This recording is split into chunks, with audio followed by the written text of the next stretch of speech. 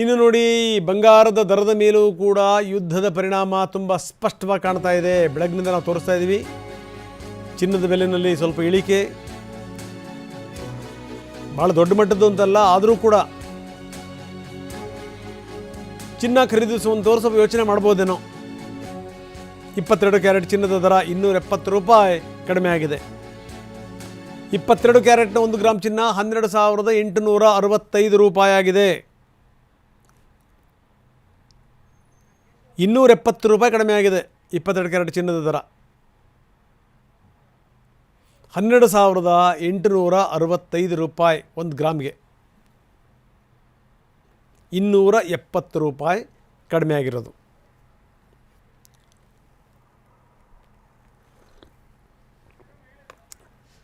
ಬನ್ನಿ, ಇದಕ್ಕೆ ಸಂಬಂಧಪಟ್ಟಂಗೆ ಒಂದಷ್ಟು ಜನ ಮಹಿಳೆಯರು ಮಾತಾಡಿದ್ದಾರೆ. ಏನು ಹೇಳ್ತಾರೆ ನೋಡೋಣ. ಇವತ್ತು ಕಮ್ಮಿ ಆಗಿದೆ ಅಲ್ಲ ರೇಟ್, ಅದಕ್ಕೋಸ್ಕರ ಬಂದಿದ್ದೀವಿ. ಮಿಕ್ಸ್ಡ್ ರಿಯಾಕ್ಷನ್ಸ್ ಅದು. ಯಾಕಂದರೆ ಇವತ್ತು ಕಮ್ಮಿ ಆಗಿದೆ, ಅದಕ್ಕೆ ಖುಷಿ ಇದೆ. ಬಟ್ ಆಲ್ರೆಡಿ ಇನ್ವೆಸ್ಟ್ ಮಾಡಿದ್ದೀವಲ್ವಾ, ಅದು ನಾಳೆ ಅದೇ ರೇಟಿಗೆ ಡೌನ್ ಆಗುತ್ತೆ, ಅದಕ್ಕೆ ಸ್ವಲ್ಪ ಬೇಜಾರು ಇದೆ. ನಮಗೂ ಖುಷಿ ಇದೆ. ಅಂದರೆ ಅದೇ ನಾವೊಂದು ಸ್ಕೀಮ್ ಇತ್ತು, ಕಮ್ಮಿ ಆಯಿತು, ಕಂಪ್ಲೀಟ್ ಆಯಿತು, ಅದಕ್ಕೆ ಬಂದಿದ್ದೀವಿ.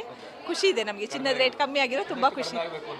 ತುಂಬ ಖುಷಿ ಇದೆ. ಹೆಣ್ಮಕ್ಳಿಗೆ ಗೋಲ್ಡ್ ಅಂದರೆ ತುಂಬ ಇಷ್ಟ ಅಲ್ವಾ, ಕಮ್ಮಿ ಆದರೆ ಇನ್ನೂ ಖುಷಿನೇ ನಮಗೆ. ಒಂದು ಲಾಸ್ಟ್ ಮಂತ್ ಎಲ್ಲ ನೋಡಿದಾಗ ಗಗನಕ್ಕೇರಿತ್ತು ಚಿನ್ನದ ಬೆಲೆ. ಮಧ್ಯಮ ವರ್ಗದ ಜನಗಳಂತೂ ಕೊಂಡ್ಕೊಳ್ಳೋಕ್ಕೆ ಆಗ್ತಿರಲಿಲ್ಲ ಚಿನ್ನದ. ಆದರೆ ಇವಾಗ ಕೊಂಡ್ಕೊಳ್ಳೋ ಅಂತ ಒಂದು ಪ್ರಮೇಯ ಬಂದಿದೆ, ಒಂದು ಸ್ವಲ್ಪ ಕಡಿಮೆ ಆಗಿದೆ, ಅದಕ್ಕೆ ಬಂದಿದ್ದೀವಿ ಸರ್. ನಾವೆಲ್ಲರೂ ಒಂದು ಚಿಕ್ಕ ಓಲೆ ಖರೀದಿ ಮಾಡ್ತಿದ್ವಿ. ಪ್ರತಿದಿನ ನಾವು ನೋಡ್ತಾ ಇದ್ದೋ ಚಿನ್ನದ ರೇಟ್ ಇವತ್ತು ಕಡಿಮೆ ಆಗುತ್ತಾ, ನಾಳೆ ಕಡಿಮೆ ಆಗುತ್ತಾ ಅಂತ. ಈ ಮಧ್ಯಮದ ವರ್ಗದ ಜನಕ್ಕೆ ಇದೊಂಥರ ನಮಗೆ ಒಂಥರ ಸೇವಿಂಗ್ಸ್ ಅಮೌಂಟ್ ಥರ, ಯಾವ್ದಾರ ಕಷ್ಟಕ್ಕಾಗುತ್ತೆ ಅನ್ನೋದು. ಚಿನ್ನ ಖರೀದಿ ಮಾಡೋದು ಹೆಣ್ಮಕ್ಳಿಗೆ ಒಂಥರ ಕ್ರೇಜ್ ಇರ್ಬೋದು, ಅದೇ ಕಷ್ಟಕ್ಕಾಗುತ್ತೆ ಅಂತ ಸರ್. ಯಾಕಂದರೆ ನಾವು ಮುಂಚೆ ಪರ್ಚೇಸ್ ಮಾಡಿದಾಗ ಜಾಸ್ತಿ ಇತ್ತು, ಅದಾದಮೇಲೆ ಡ್ರಾಪ್ ಆಯಿತು ಪ್ರೈಸು. ಸೊ ಅವಾಗ ಆಮೇಲೆ ತೊಗೋಬೇಕಂತ ಯೋಚನೆ ಮಾಡ್ತಾಯಿದ್ವಿ. ಇವಾಗ ಕಡಿಮೆ ಆಗಿದೆ ಅಂತ ಅಂದ್ಬಿಟ್ಟು ಏನು ಅಂದ್ಕೊಂಡಿದ್ವಿ ಅದನ್ನು ತೊಗೊಳಕ್ಕೆ ಅಂತ ಬಂದಿದ್ದೀವಿ. ಇನ್ನೂ ಕಡಿಮೆ ಆದರೆ ಇನ್ನೂ ಒಳ್ಳೆಯದು. ಅದೇ ಡೈಲಿ ನಾವು ಚೆಕ್ ಮಾಡ್ತಾಯಿದ್ವಿ, ಫಾಲೋ ಮಾಡ್ತಾಯಿದ್ವಿ ಗೋಲ್ಡ್ ರೇಟ್. ಸೊ ಅದು ಕಡಿಮೆ ಆಗಿದೆ ಅಂತ ನೋಡೋಣ ಅಂತ. ನೋಡಿ, ಇದು ಮಹಿಳೆಯರ ಮಾತು. ಅವರು ಡೈಲಿ ಫಾಲೋ ಮಾಡ್ತಾ ಇದ್ರಂತೆ, ಡೈಲಿ ಚೆಕ್ ಮಾಡ್ತಾ ಇದ್ರಂತೆ. ನನಗನ್ಸುತ್ತೆ ಈ ಮಹಿಳೆಯರಿಗೆ ಚಿನ್ನದ ಬಗ್ಗೆ ಅದು ಎಷ್ಟರ ಮಟ್ಟಿಗೆ ಹುಚ್ಚಿದೆ ಅಂತ. ನೀವು ಎಷ್ಟೇ ಬೆಲೆ ಜಾಸ್ತಿ ಆಗಲಿ, ಏನಾದರೂ ಈ ಚಿನ್ನದ ಅಂಗಡಿಗಳು ಈ ಬಣಗುಡ್ತಿರೋದನ್ನು ಏನಾದರೂ ನೋಡಿದ್ದೀವ ನಾವು? ಇಲ್ಲ. ಯಾವಾಗಲೂ ಕೂಡ ಜನ ಇರ್ತಾರೆ.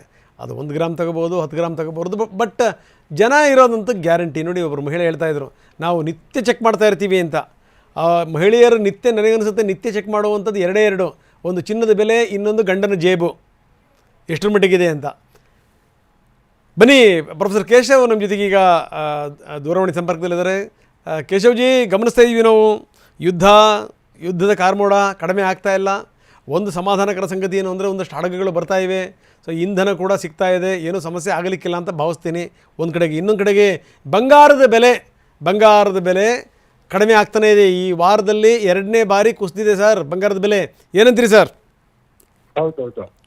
ಈಗ ಏನಂದ್ರೆ, ಯಾವಾಗ್ಲೂ ನಾವು ಟ್ರೆಡಿಷನಲ್ ಆಗಿ ಯೋಚನೆ ಮಾಡ್ತಾ ಇದೀವಿ. ಸಾಂಪ್ರದಾಯಿಕವಾಗಿ ಏನಪ್ಪಾ ಅಂದ್ರೆ, ತುಂಬಾ ಅನ್ಸರ್ಟನಿಟಿ ಇರುತ್ತೆ. ಅನ್ಸರ್ಟನಿಟಿ ಇದ್ದಾಗ ಜನ ಗೋಲ್ಡ್ ಕಡೆಗೆ ಪರ್ಚೇಸ್ ಮಾಡಕ್ಕೆ ಹೆಚ್ಚು ಇದ್ ಮಾಡ್ತಾರೆ. ಆ ಡಿಮ್ಯಾಂಡ್ ಇಂದ ಬೆಲೆ ಜಾಸ್ತಿ ಆಗ್ತಾ ಇರುತ್ತೆ.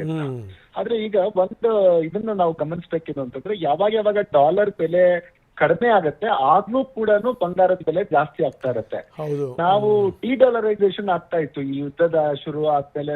ಒಂದು ಕಾರಣಕ್ಕಾಗಿ ಬೇರೆ ಬೇರೆ ರಾಷ್ಟ್ರಗಳು ಇದ್ಮೇಲೆ ನಾವು ಡಾಲರ್ಗೆ ಸಟ್ ಹೊಡಿಬೇಕು, ಈ ತರದೆಲ್ಲ ಒಂದು ನಡೀತಾ ಇತ್ತು.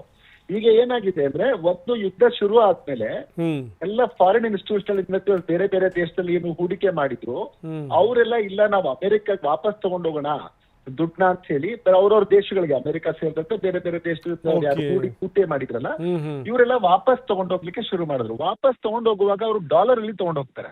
ಸೊ ಡಾಲರ್ಗೆ ಬೇಡಿಕೆ ಜಾಸ್ತಿ ಆಯ್ತು. ಡಾಲರ್ಗೆ ಬೇಡಿಕೆ ಜಾಸ್ತಿ ಆಗಿದ್ದರಿಂದ US ಡಾಲರ್ ಗೈನ್ ಆಗ್ತಾ ಹೋಯ್ತು. ಸೊ US ಡಾಲರ್ ಗೈನ್ ಆಗಿದೆ. ಮತ್ತೆ ಅಲ್ಲಿ ಫೆಡರಲ್ ರಿಸರ್ವ್ ಬ್ಯಾಂಕ್ ಈಗಾಗಲೇ ಹಿಂಟ್ ಕೊಟ್ಟಿದೆ, ನಾನು ಯಾವುದೇ ಕಾರಣಕ್ಕೆ ಬಡ್ಡಿ ದರ ಕಡಿಮೆ ಮಾಡಲ್ಲ ಅಂತ.